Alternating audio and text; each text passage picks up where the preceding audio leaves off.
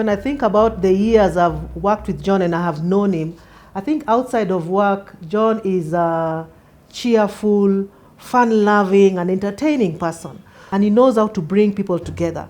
But on the other hand, he's also very firm, in terms of getting work done. If you look at his CV, which is may go to very many pages, I can sort of summarize it in a few words. Number one, he started off as a specialist in obstetrics and gynecology at the Department of Obstetrics and Gynecology in Kenyatta. And he rose through the ranks from specialist to senior specialist to chief medical specialist in obstetrics and gynecology. And then apart from that, he was the head of department and assistant director. And apart from that, he became the deputy director of surgical services in Kenyatta National Hospital.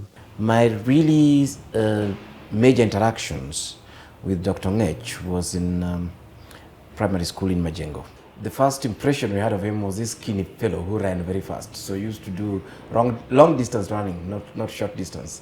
He was very good in cross country.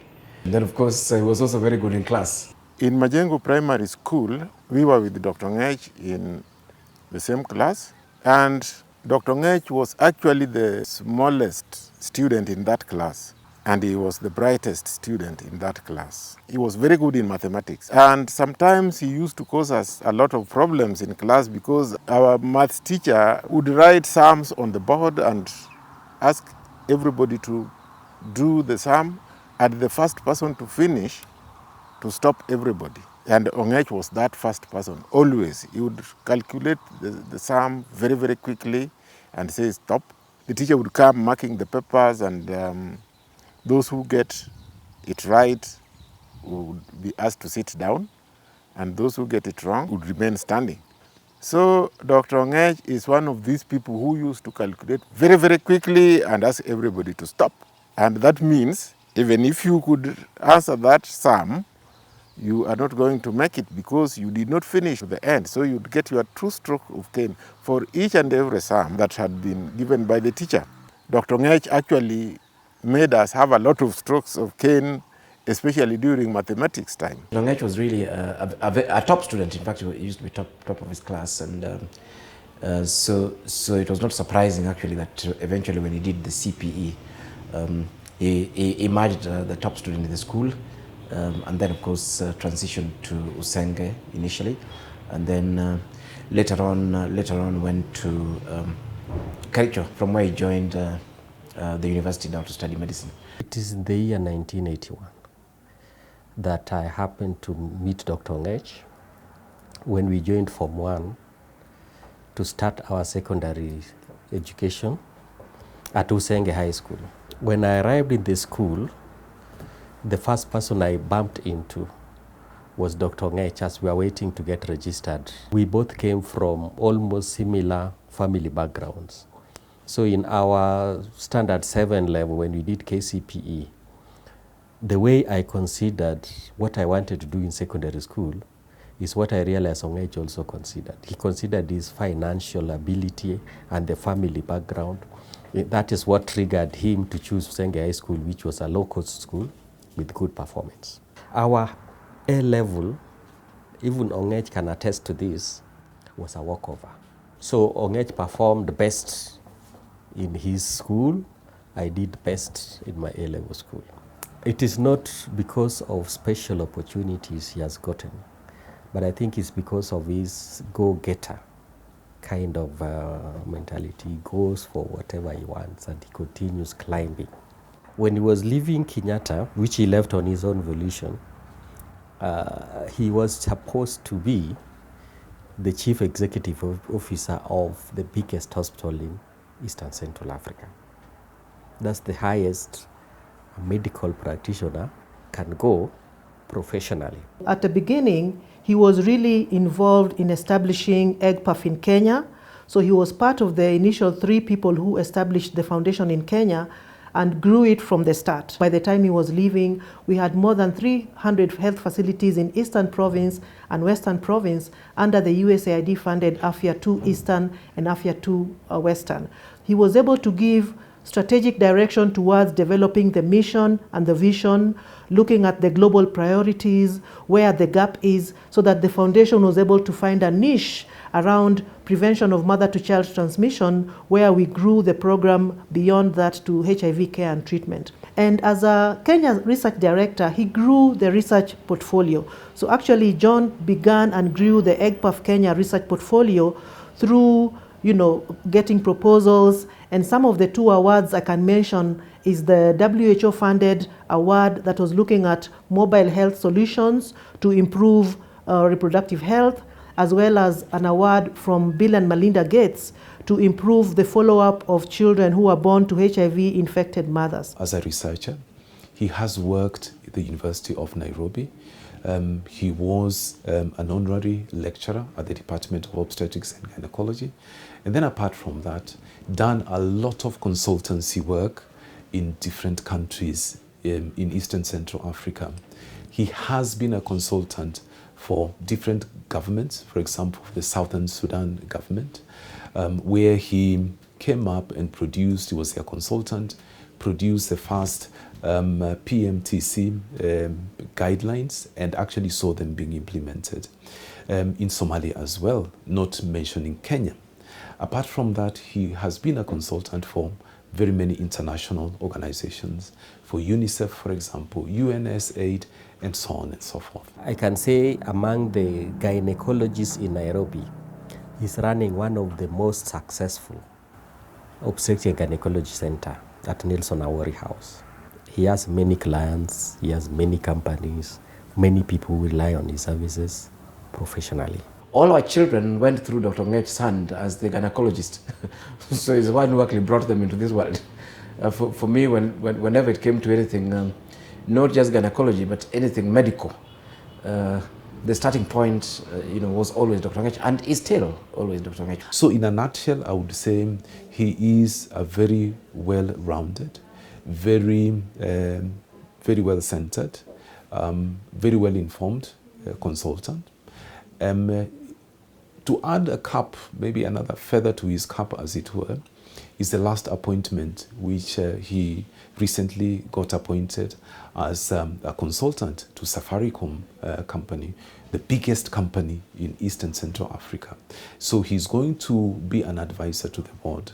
All these, basically, you can't get there if you don't know what you're doing.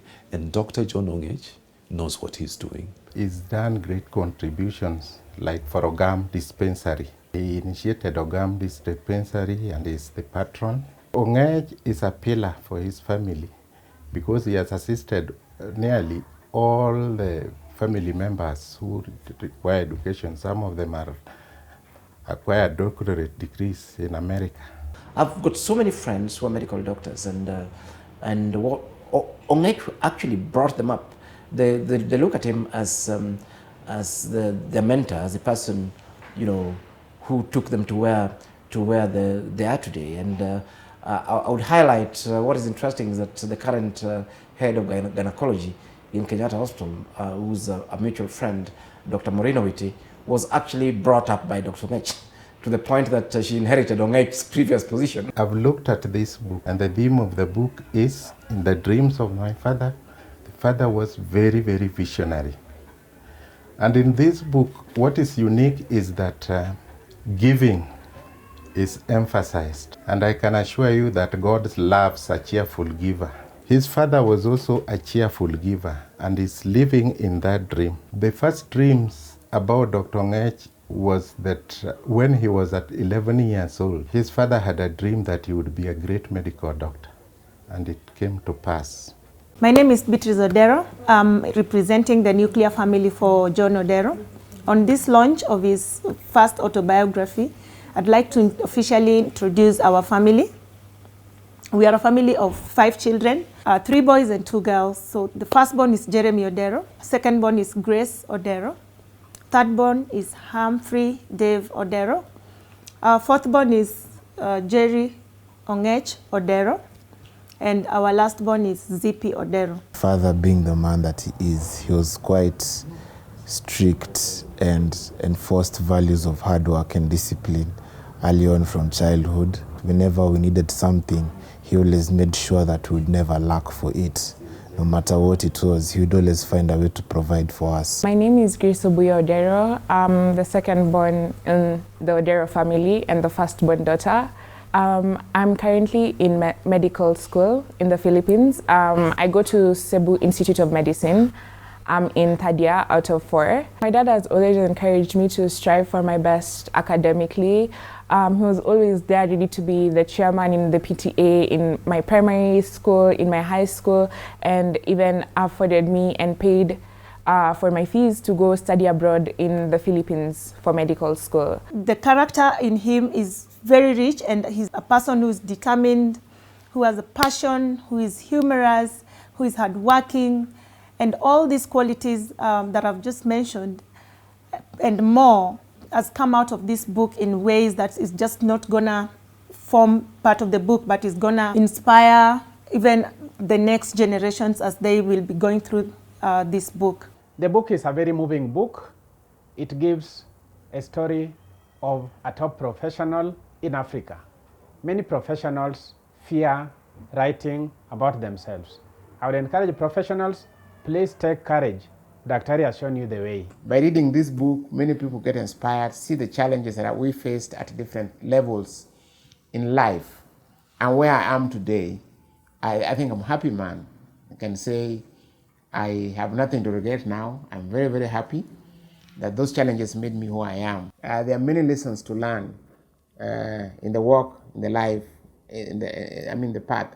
You can start small or end big, okay? You fix your eye on the prize, on the goal. So you keep going, okay? You keep going. And I'm not yet done, I'm still going. I did this book at 55, as I said. It's the age that my father retired. That's the age when people used to retire. And I feel that when you retire, you need to put it down. What is not put down, it's not done.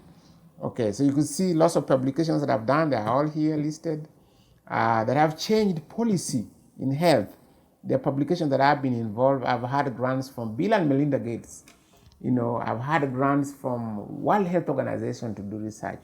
National Institute of Health, the people who provide big research grants. And some of the research studies that I've done have actually changed global health policy.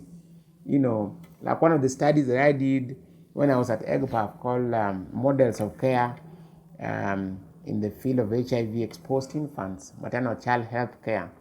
That became a global standard of care in the whole world. And if you Google today, you find it was being discussed across universities in the United States, just discussing the simple research that this boy born under Kogo tree is able to bring to the entire world. People who are born in nice hospitals, which have the state-of-the-art equipment in the United States, can discuss the research done by this kind of brain. So I'm really not proud of my life. I think the story must be told. People must read and see, from humility to international award-winning doctor. It's a good story, a good ending. And I encourage people to read and buy. You can get it online, Amazon, just Google, you'll get the link. And you can order and it can be delivered at your doorsteps. Copies will also be available in my office. I can autograph them. And let's keep reading. Thank you very much, Professor Augustine Otieno Afolo, for inspiring me to write this book. 3 pages, in a record of 3 months. And we look forward to many professionals doing this so that we write our history, and our history should influence others to make an impact into this world. Sure, Thank you. Thank you so much. Thank you.